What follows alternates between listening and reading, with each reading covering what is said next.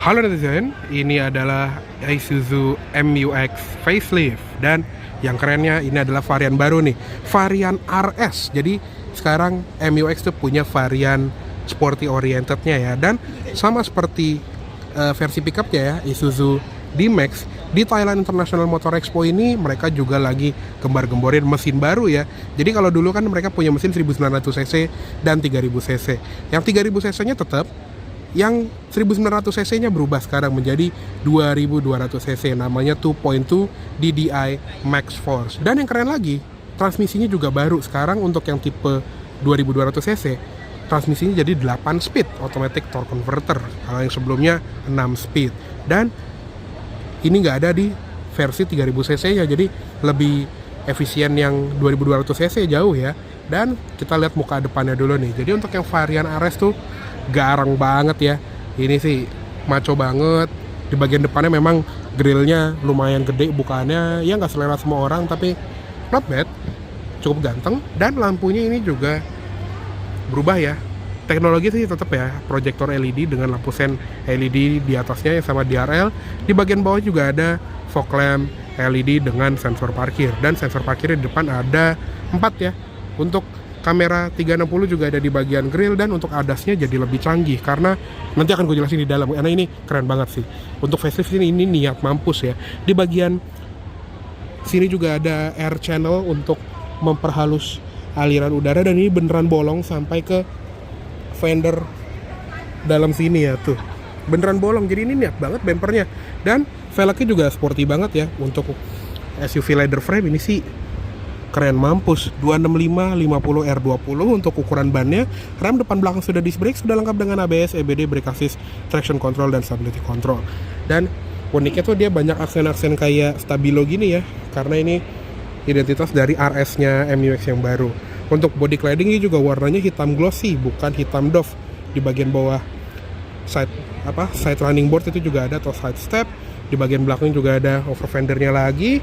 Untuk cover spion juga warnanya hitam glossy seperti ini dengan lampu sen LED di sisi luar, dan ada kamera 360. Lalu untuk di bagian door handle ini juga tetap keyless entry, dan ada window line dark chrome di bagian bawah. Ada roof rail juga yang cukup simple di bagian atas. Lanjut ke belakang, ini juga ganteng banget ya.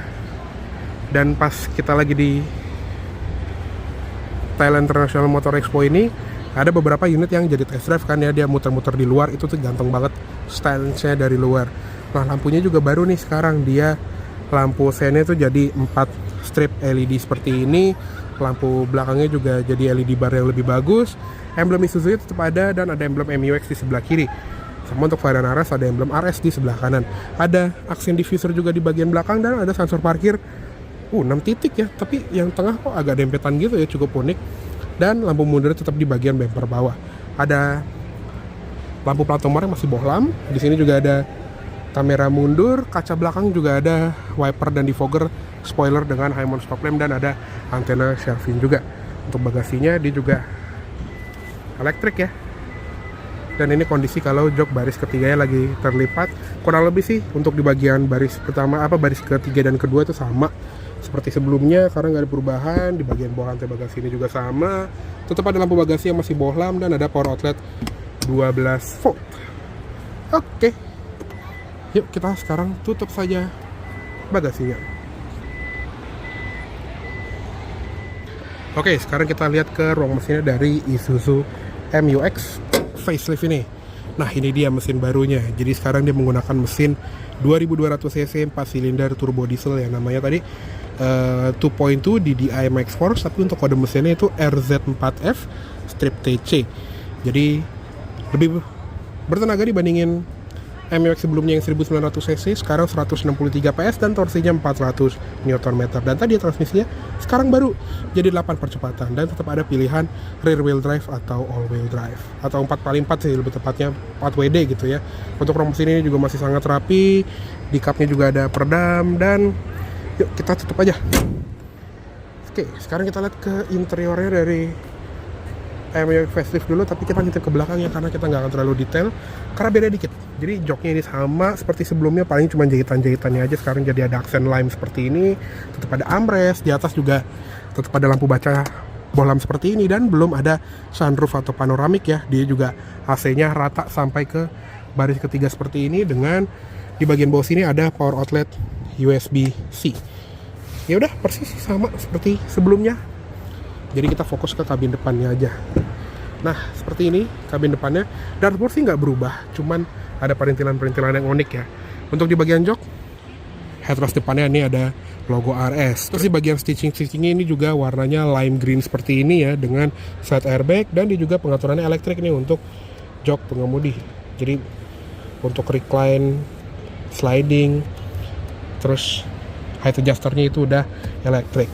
Oke, kita juga dikasih footstep dan ada grab handle seperti ini. Nah, sudah masuk di kabinnya Isuzu MU-X facelift ya. Jadi seperti ini setirnya.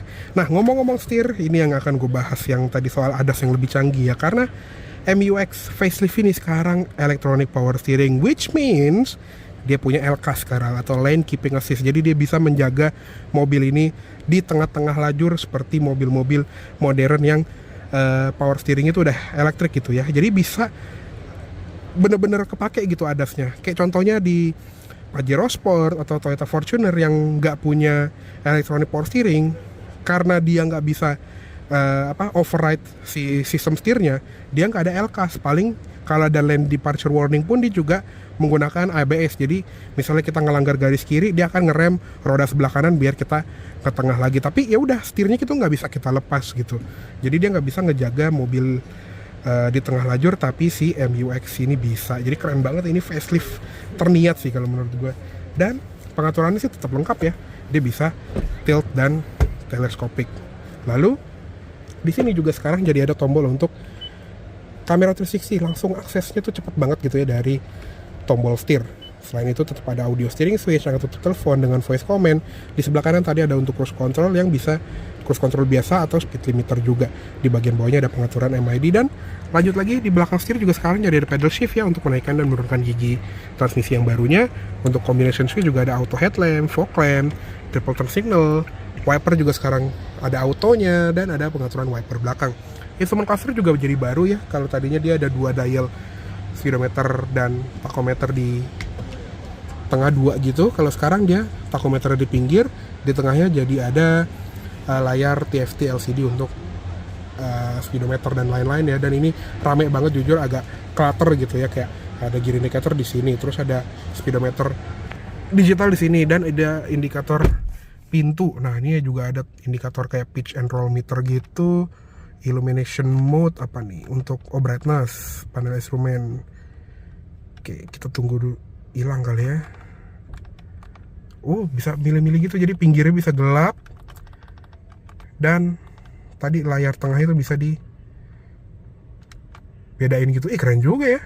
Terus di sini juga ada konsumsi BBM dari trip A dan trip B, berapa persen injekan pedal gas kita, tuh keren ya. Dan konsumsi BBM instan, layar kosong, Bluetooth audio atau MID media gitu ya. Dan ini untuk status cruise control adaptifnya. Terus juga ada layar yang lebih detail lagi ya untuk ADAS-nya, ini lebih cakep sih.